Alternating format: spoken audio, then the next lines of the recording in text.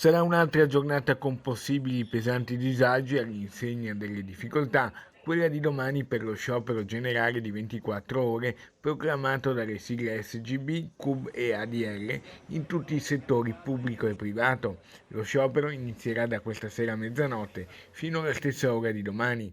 A rischio sono tutti i servizi, dalla scuola alla sanità, dall'igiene urbano ai trasporti, ed è proprio il settore del trasporto pubblico locale quello maggiormente attenzionato a Venezia in Laguna, con rischio paralisi per i collegamenti acquei lagunari, autobus CTV e tram.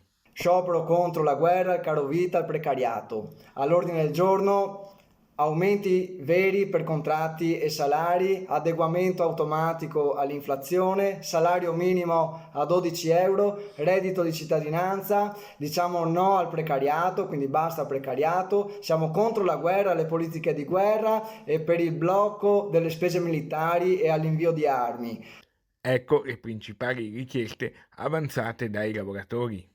Chiediamo investimenti per la sanità, scuola e servizi pubblici che siano per tutti, lavoro e salario per tutti. Riduzione dell'orario di lavoro a parità di salario e un punto esclamativo sulla sicurezza sui luoghi di lavoro. Siamo freschi a mestri di una tragedia di un autobus che è volato giù da un cavalcavia. Chiediamo sicurezza, investimenti e l'introduzione del reato di omicidio sul lavoro.